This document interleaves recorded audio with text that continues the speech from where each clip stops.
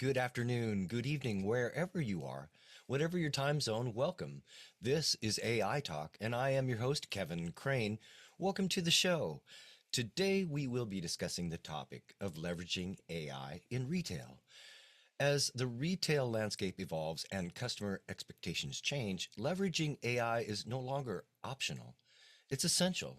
As a result, according to a recent Honeywell survey, over 80% of retailers plan to increase their use of automation and AI across operations in 2025, with 35% of major retailers planning significant investments. So the question becomes, what strategies and techniques should you use? So today we'll dive into three crucial areas to consider. First, we'll discuss how retailers can enhance the customer experience through AI-powered personalization that anticipates and meets individual needs.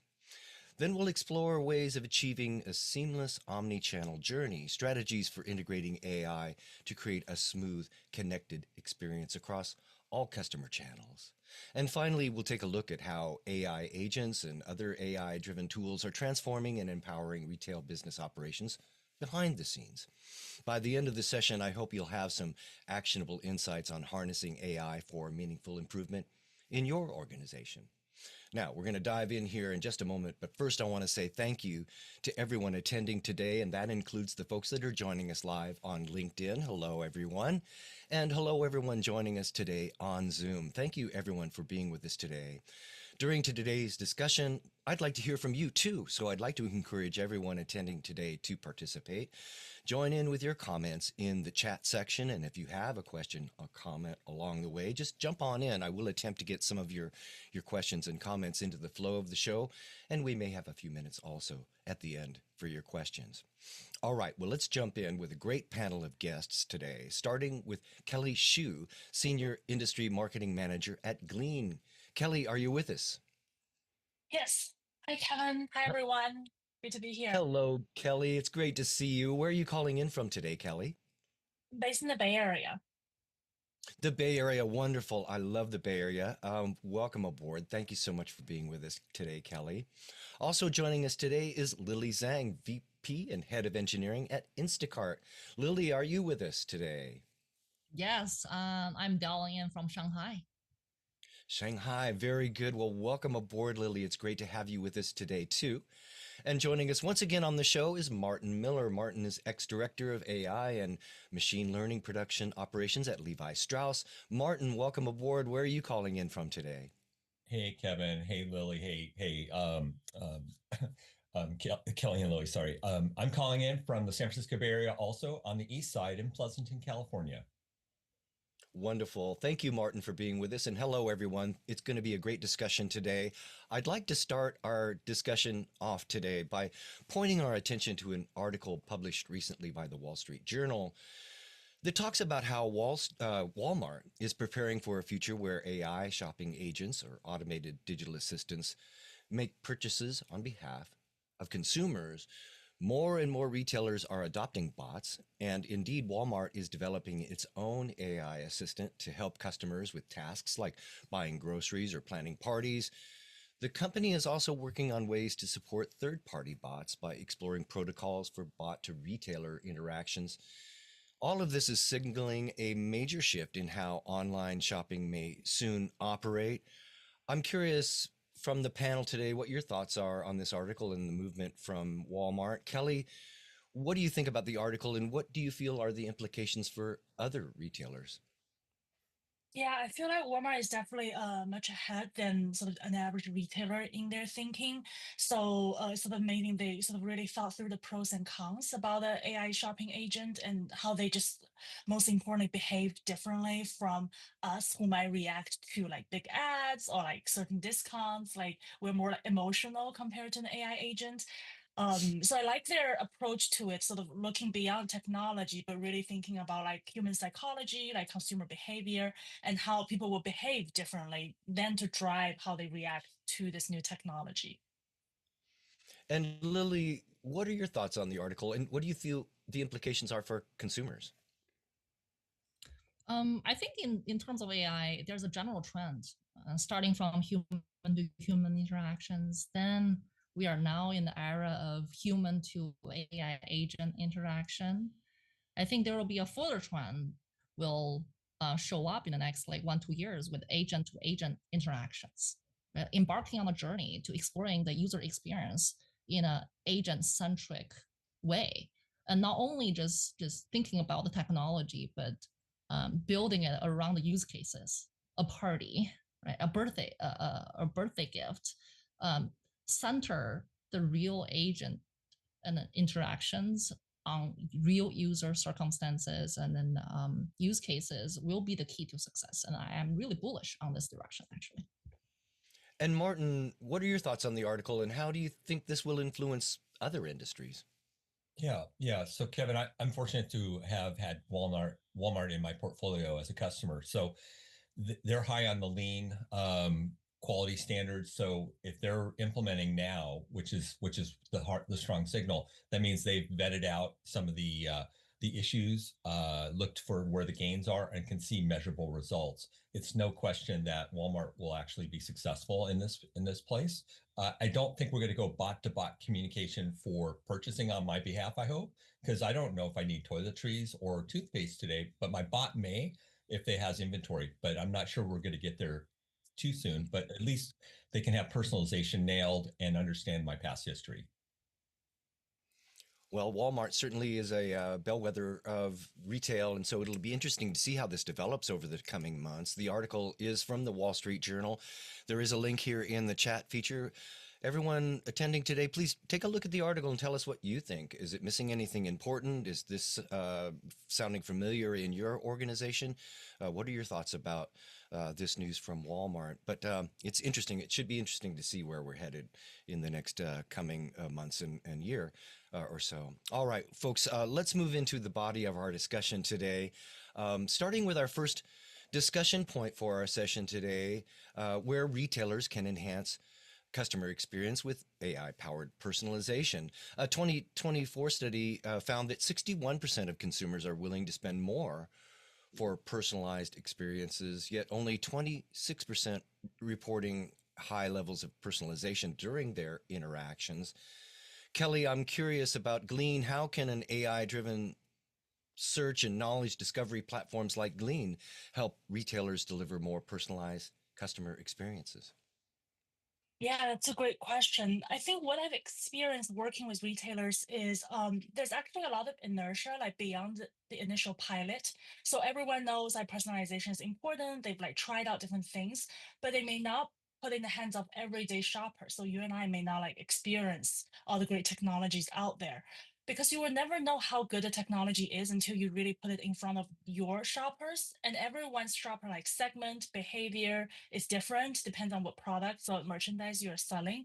So you will never know unless like a tool worked really well for your direct competitor, and then you really set it up in the correct way with the right data. You will just never know how well it works. And then sometimes beyond the initial pilot, just like inertia or like an effective change management sometimes can be what I see almost like a hidden hurdle for people really roll out at scale. So I would say almost like a confidence or like a jump, like a leap of faith to actually operationalize this and effectively do the internal change management. That also means you need to change people's KPIs or like metrics, how you like evaluate effectiveness of a campaign or like people's goals and your quarterly planning. Like there's a lot more to it to roll out personalization at scale. And that's what I'm seeing a lot of retailers actually stop, sort of just sit at like the pilot stage and before rolling something out broadly. Well, that's an important point. You mentioned change and KPIs and Mhm. measurements, and uh, we've noticed here on this show that 70% of digital transformation initiatives fail to meet their mark. Many times it's because of change management or organizational factors. What are some of the real challenges that you see retailers facing when implementing AI personalization, and how can they overcome those? Yeah, I think the big one is the data silos. Like they don't have access to all their enterprise data. Like a lot of them, maybe on the e-commerce arm or some of the D2C brands, they have their data like digital native and on the cloud from day one. But a lot of brick and mortar retailers, a lot of their data is still on-prem. It can be messy, and they don't have full visibility in to all of their data. So because of that, right, they can't do like personalization at scale, or they just can't operationalize something very easily if they know like they Mm. can't fully trust their data, or they don't have access to all the data, or it takes a long time to get because it sits with like a BI team, but the merchandiser or the buyers may not have that information readily available. Now, Lily, tell us a little bit about Instacart. How does Instacart leverage AI to personalize the grocery shopping experience for your customers? And what are some of the factors that we should consider from your experience? Yeah. So I work in Caper. Caper builds contextual shopping experience using a physical shopping cart. Imagine you're in a shopping in a grocery store. The cart actually go with you, knowing where you go and who you are and what your shopping habits has been, and then what did you pick up and what you drop off. Right? Like so, we can provide the maximum personalization within the context and knowing the user within you. So that's how we innovate through a physical AI experience in the retail space. And then through that, we empower the users to have their favorite products. We also empower the brands to make advertisement on the cards. And we also help the retailers to lift their basket and meet the needs of the individual consumers really well. Now, Lily, you're head of engineering at Instacart. I'm curious, what role does engineering play in all of this in ensuring AI personalization is scalable and responsive? That's a fantastic question. Um, Engineering is the bread and butter of AI technology evolution. First of all, um, engineering of and personalization has never been as easy as now. In the Oh, really? past, you have when you want to yeah, when in the past when you want to personalize an experience, you have to have a lot of data, and then the volume of data is like 100 times compared to when we have generated AI and LLMs is like only 1%. And that experience was so much enhanced and then it's so much easier to build. Second piece is I want to echo what Kelly mentioned. Achieving that is not very easy because the data was stored and manipulated in a very traditional way. And data silo is widespread.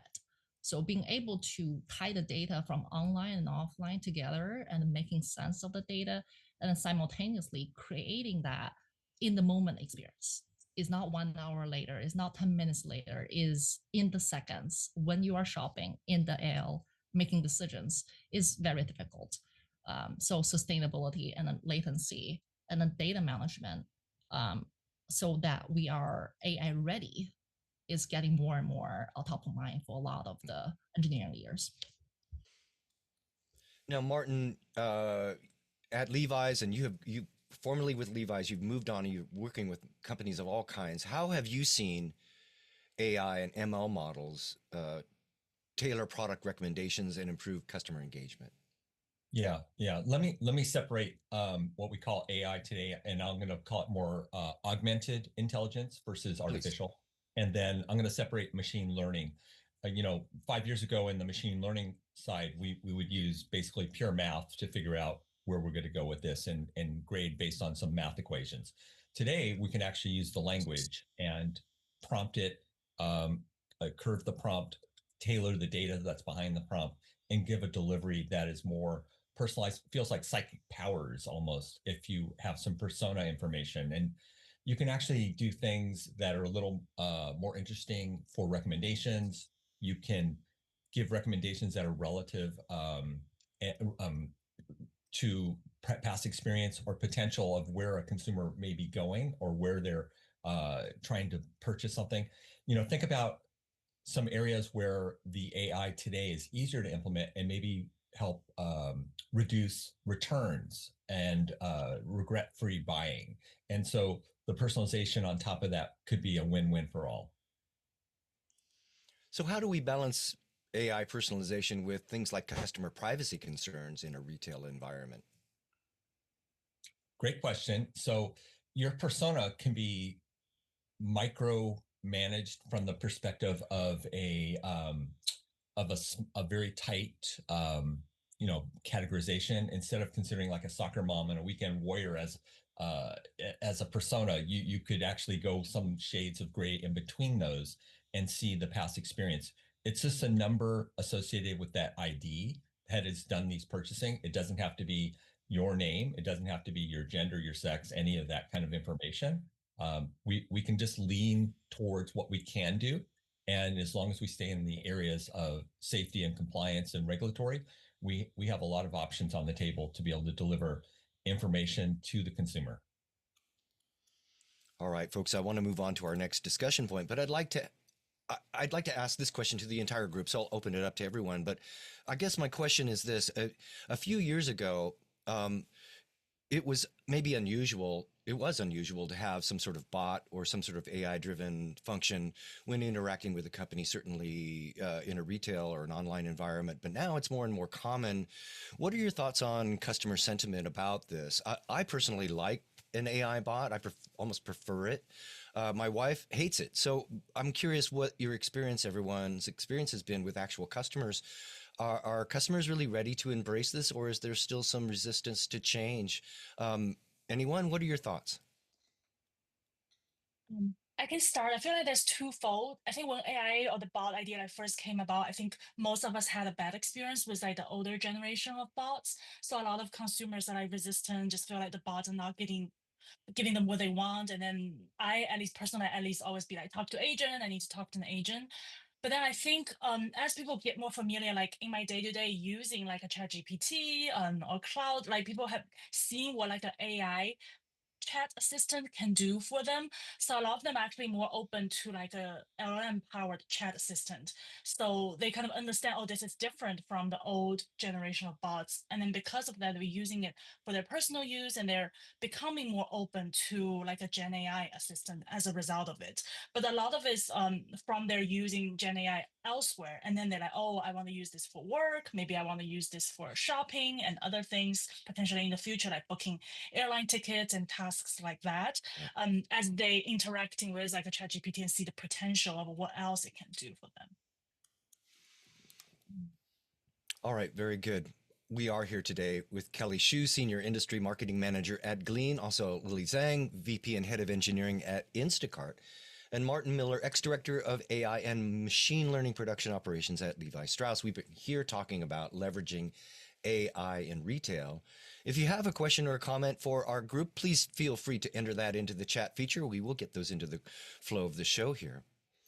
All right, folks, let's move on to our second discussion point, and that is achieving seamless omni-channel customer experience across every customer touch point. According to Deloitte, 37% of consumers are more likely to spend more money with brands that offer consistent and positive experiences across all channels, highlighting the importance of these strategies.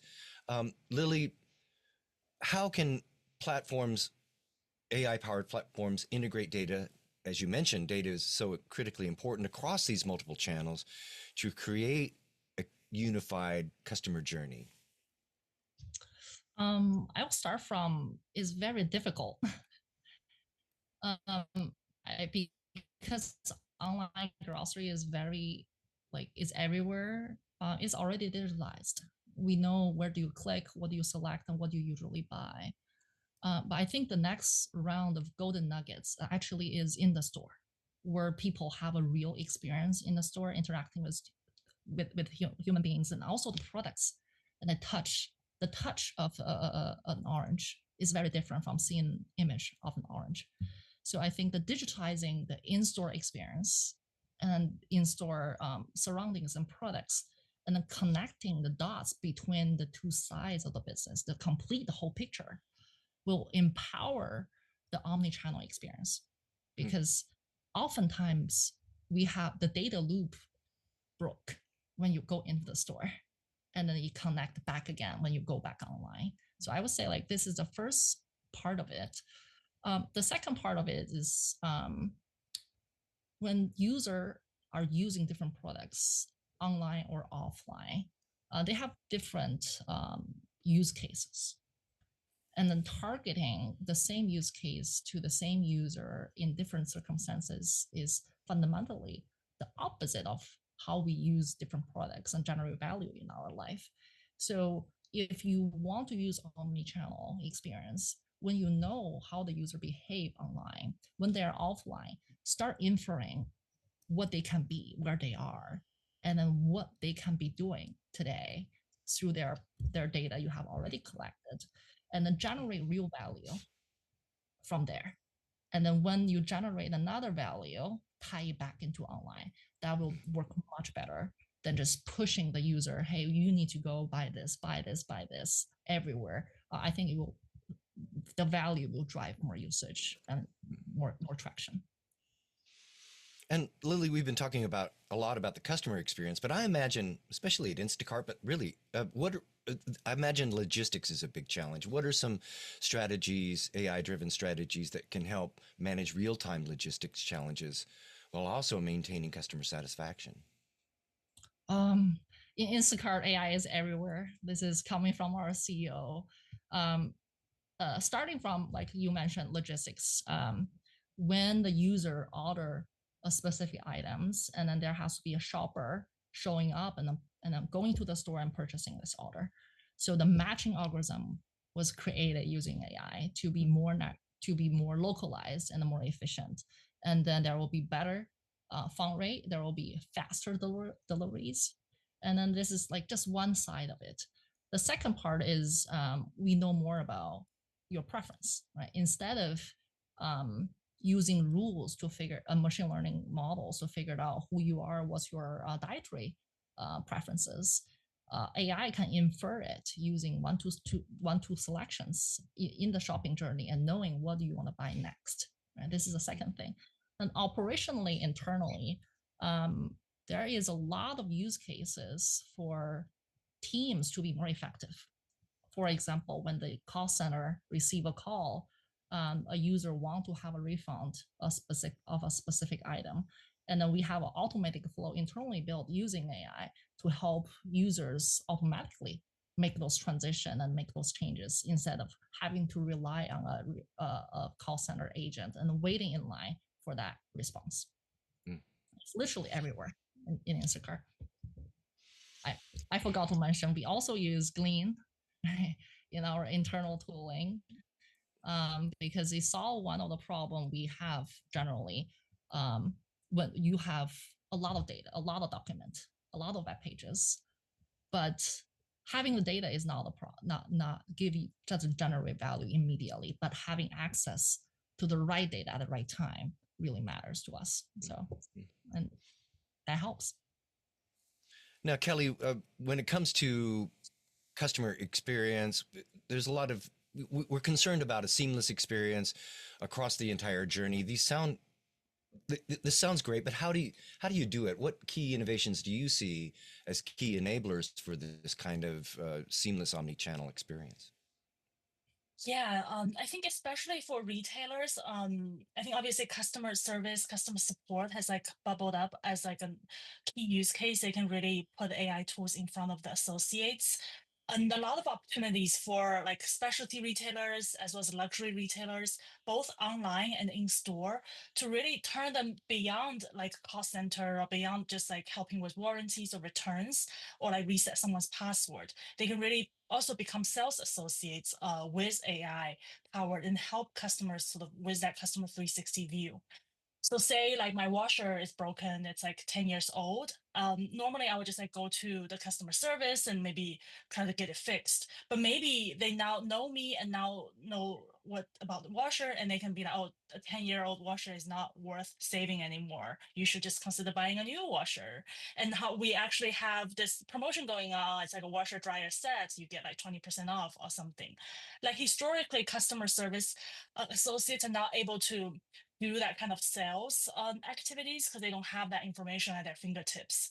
But with Glean, right, they can like quickly sort of pull up my information, like quickly pull up the relevant promotions they have going on, or like become product experts really quickly because like Glean can like recommend them, be like, oh, how about you recommend this bundle to the customer or that package to the customer? And then they can certainly like bring that to me at the moment when I need the most help. And I'm actively reaching out to them engaging with them, that's also the best moment for them to give me sort of the best recommendations. So I feel like there's a lot of potential for like customer service associates to use AI to like augment their work with just all the information at their fingertips, not just like the document itself, but really like give them the TLDR on like, here's the 3 things you can do with this customer and things you should recommend, and maybe the highlight of a particular product, and really like personalization at scale, and not expecting the associate to know everything on top of their mind, but really they can just like quickly pull up the information, recommend it to them. So I see a lot of potential in that use case, really turning them into also sales associates in the meantime. These seem like certainly fundamental improvements in process. And I'm curious how retailers can actually measure the ROI of their investments and efforts, especially in customer service experience improvements. Can you tell us more about your Yeah. recommendations for calculating an ROI? Yeah, that's why I think taking a step back, I would say like change management is key, right? Because historically, the associates are measured by maybe tickets resolved, like how many tickets resolved within a particular time, and then they tier the tickets based on complexity of the tasks. But now, if you're turning them into sales associates, obviously there will be revenue target, but balanced it with like the ticket resolution goals as well. So you need to kind of really see the KPIs very differently, and then what would be the optimal KPI for one retailer will be different for like another retailer based on just the products they're selling or it's like services and whatnot. So you almost like won't really know until you try it out, put it in the hands of maybe dozens associate and test it out in the market. And that's very unsettling for a lot of retailers because it's almost like just uncharted waters. They don't know what's the right KPI, what to evaluate, and it's really uncomfortable for people. And Mm. as a result, we see a lot of inertia because of that, because they don't know what to expect. It's uncertain what the KPI or the budget would look like, how it will perform. And then they're like, oh, do a pilot. And then they're hesitant to roll it out because of that. Yeah. Now, Martin, I'm curious. Some retailers are all digital, some are all physical, some are both. How can retailers integrate AI across both digital and physical stores to maintain this kind of seamless customer experience? Right. So it's very common that you, at the cash register, you're asked to, to enter your phone number or something of that nature that identifies you to your account. And that is super helpful. And there's often kiosks in stores that allow you to do that too. So that's where you can bridge physical and virtual shopping experiences and concierge service to that. And also, you can promote coupons at the right time, like someone's at the register and they've entered their ID, their phone number to basically be in the kiosk, and it's going, okay, Martin, here, you bought these pants last week. Would you be interested in a jacket that matches that? And here's a coupon for 5% off or 100% off, for your affinity. So this is where it can come into play as more of a concierge bot and not be too invasive, because it is linked to your channel with your purchase history. Yeah, I like the idea of a concierge bot, but a lot of people are really concerned about their privacy, and we have this question coming in from Esme from our attendees today. Esme, I recognize your name. Thank you for being back, and thank you for your question today. Esme asks, how do you balance personalization with privacy? Are customers becoming more cautious about their data and how it's being used to drive these AI recommendations? I'll open it up to the group. Anyone have some thoughts for Esme on this? Martin, what are your thoughts on this? Thank you, Kevin. So it's a valid concern, and I would be very cautious of putting all my personal information, knowing I have 4 kids, which the picture behind me, if you could see it, shows. But the information that you often work online with is enabled by you not reading the fine print and clicking check and moving on, and you forget about that, and then the change of terms and conditions.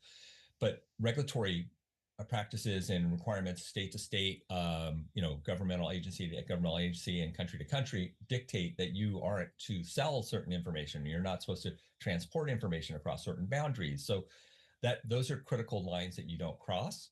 And if you opt out for selling my information, I don't want my information sold. I don't think anybody does, but that is a business in itself, is reselling people's information. So it should be transparent to users that they can opt out. It should be transparent to users that their personalization may be shut down if they choose not to have it. I mean, that should be a choice for the consumer.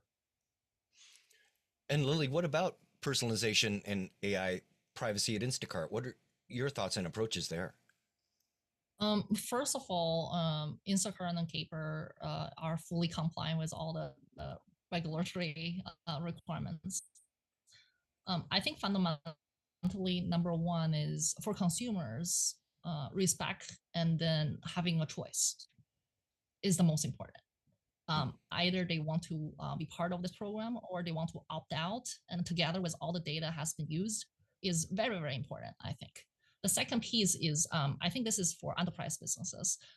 When you have a lot of data across a lot of customers, data isolation is very important for the businesses, because oftentimes one business don't want to share their data, or even in any sort of AI bot creation, AI agent optimization, with the other big customer, because they value their data assets, and then we value their data assets as part of that as well. So that's another piece.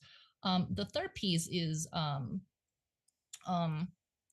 we can achieve a lot of the results with the current technology without a lot of data, without uniquely knowing an individual. So just like Martin said earlier, the unique identifier can be created and then can be obfuscated. And then what matters is a certain behaviors that's associated with a group of people, and we can infer a lot more value already from those data.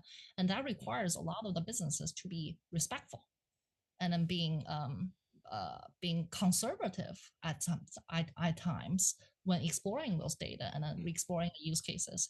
I think it takes the whole ecosystem to make it really, really a wonderful user experience and a huge consumer value at the same time protecting their privacy along the way. And Kelly, how does Glean approach this?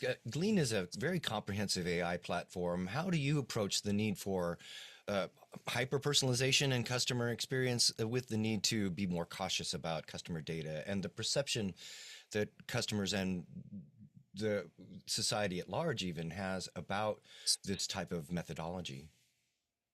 Yeah, so a few things is first, we're single tenant. So when we work with our customers, like a retailer, their data are not mixed with other retailers' data for sure. And also when we connect to like a customer's existing SaaS tools, we actually respect existing permissions. So you can only see data that you have access to. So say if I ask Glenn a question like how's our sales doing in this region for this quarter, the data I get or information I get might be different from you because we have different level of access to the company's data. So Glean respects all the existing permissionings that like the companies have already set for their employees to make sure like everything you're seeing is like only what you have access to. Very good. We are here today with Kelly Xu from Glean, Lily Zhang from Instacart, and Martin Miller. We're here talking about leveraging AI in retail. And Esme, thank you so much for your comment today. I really appreciate your participation and being with us again today. If you have a question or a comment for our group, please pop it into the chat feature and we'll see if we can get it into the flow of our discussion. All right, very good. Let's move on, folks, to our third discussion point today, and that is transforming and empowering retail business operations with AI agents and other AI-driven tools. A report by Demand Sage indicates that 95% of customer interactions are expected to be powered by AI this year, underscoring the transformative impact of AI in operations. Kelly, first of all, wow, 95% powered by AI this year. Is that overinflated? What are your thoughts? Yeah, I'll be curious to see how they come up with the data. Maybe they potentially like combined Gen AI as well as the traditional AI ML. Then Okay. I think that's like very reasonable number. But would need to know the details on how they calculate this. But I think for certain segments like e-commerce, a lot of like a company like Instacart, quick commerce, a lot of the digital native companies, that's certainly achievable. To me, it's all about gets down to friction, which is an old Mhm. factor that we've considered for Mhm. years, but it's really reducing friction and and kind of greasing the way for that purchase. Kelly, how does Glean use AI to reduce friction? And what are some of the implications to your customers and the impact to their organizations?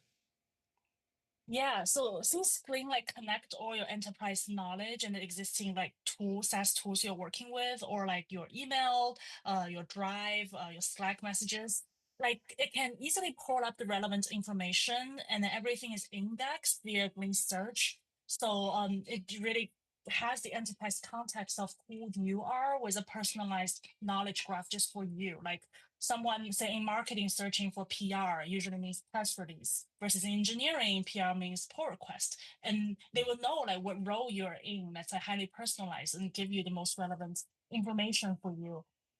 So that's why like at Bling, I'm seeing like a lot of retailers like Etsy, they're using us, like saved a ton of time when it comes to like employee onboarding, whether to Etsy as a company or onboarded to a new project or a new team, they can really like quickly get up to speed based on the context they already have. And then a lot of specialty retailers use this as tool for their engineering arm or e-commerce arm, like the engineers can use Glean to quickly help with like debugging, a lot of answer a lot of the questions that might come up with like particular bugs or getting up to speed on a particular project.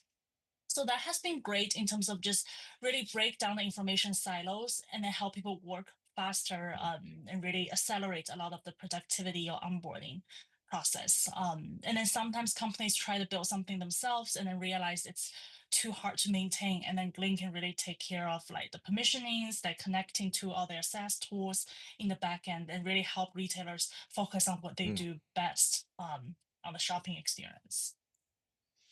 Now, Lily, I asked you about logistics earlier. I'm curious now about how you approach demand forecasting. How is AI transforming Instacart's operational process with respect to demand forecasting? On the demand part, is actually multifaceted. We have demand from different channels. We also have demand from different use cases, different times.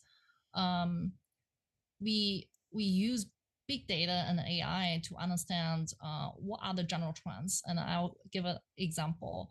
Um, you could use search terms online to understand what the upcoming trends in the demand, and I use that data to empower retailers to stock the same products a lot more so that it can meet customer demand in a much faster way. So I think with AI, you can do much nuanced optimization compared to broad stroke in the past. This quarter, we believe there's a holiday that coming along. We need to stock turkey much more. So with nuanced information and nuanced optimization, we can predict demand much more locally and much more timely. So the other thing I want to mention is very interesting. Like Kevin, you mentioned the friction, right? So I think in the real consumer space, people actually don't care about are you AI or not. They Really? just care about if their experience is better or not. Right? Is it do they save more money? Do they feel the experience is much better shopping in the store versus the other? Do they meet the needs of their dietary preferences? So I sort of think often when we design our shopping carts, right?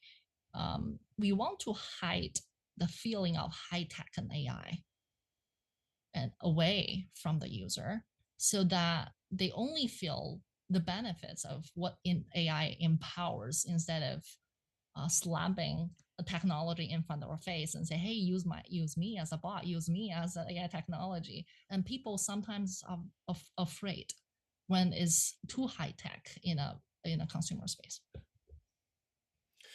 Well, that's a great point. It should be hidden under the hood, if you will. And Martin, do you feel that that is an important factor that should be considered as retailers move forward in 2025 and beyond? And how can we make it more transparent? Yeah. So if we talk just, from the internal operational perspective and how the tooling has helped empower retail business, I mean, these agentic solutions, let's just talk in pure economics. The agentic solutions we can create, they're teammates who never ask for a raise. Think about that, Kevin. And that's the part that people get upset about, losing jobs and job reduction and job loss. But you have to look at the other side of the equation, which is the consumer experience and improving the consumer experience. So these elements are really critical. And then using data to make decisions and making it objective. You can higher efficiency, and leading into KPIs and dashboards. And you can think about in a traditional brick and mortar that has an online presence, you can imagine those kind of environments have dashboards for all different modalities of things that they're going to measure, look at, and the traditional dashboard creation mechanism can now be optimized using agentic. So you can get closer to real-time decisions. There's a lot of optimization and cost benefit. I'm just talking purely from a business perspective. I'm going to step back and not call it artificial. I'm going to call it augmented intelligence and help you deliver results. And the end game here, Kevin, is we're trying to improve the consumer experience. We want to make the consumer concierge service there. And from the operational internal perspective, we want to turn down the churn of employee training and employee optimization. So we want to empower, not replace necessarily. Well, Lily, Kelly, Martin, it has been a great discussion today. We're almost out of time, but before I let you go, I'm wondering if each of you could please provide us with one quick action item that our viewers can use to take advantage of your ideas and advice today. Martin, do you have an action item for us? Sure. I mean, I'm out there, Kevin, with I have a book, AI in a Weekend. It's an ebook. You're welcome to pick that up on Amazon, Barnes and Noble, et cetera. And I'm also a LinkedIn message away. You can always, if you can't afford the book, I will gift it to you. So there you go. There's your action item. That is Martin Miller. Martin, thank you so much for being with us today. Now, Lily, do you have an action item for us? I'm a technologist. As I said, building an AI tool has never been so easy. So for everyone to experience it, build a bot over the weekend, and then solve one small problem in your life. Maybe is ordering groceries, maybe is keeping track of your homework, and then experience the whole flow and then see the magic behind it. And then that will land us in a much better place and help you in your career, in your life, in the next era of AI. That is Lily Zhang, Vice President and Head of Engineering at Instacart. Lily, thank you so much for being with us today. Now, Kelly, do you have an action item for us? Yeah, I would say not underestimate like the time saving benefit as well as the productivity gains. I think nowadays, especially with agents, there are a lot of talks about what business results it can bring you, like what's the positive ROI. But sometimes you need to save the time first to give yourself the mental space to actually innovate and to try something new, to say build a bot this weekend. You need an extra hour maybe you don't have right now, right? So using AI to like save the time first and then repurpose that time to do something different and new would be my 2 cents. Yeah. That is Kelly Xu, Senior Industry Marketing Manager at Glean. Kelly, Lily, Martin, it has been great speaking with you today. Thank you, everyone. What a great panel. Your perspectives and advice were spot on. So thank you so much. I hope that we get a chance to talk again soon. And to everyone joining us today, thank you too.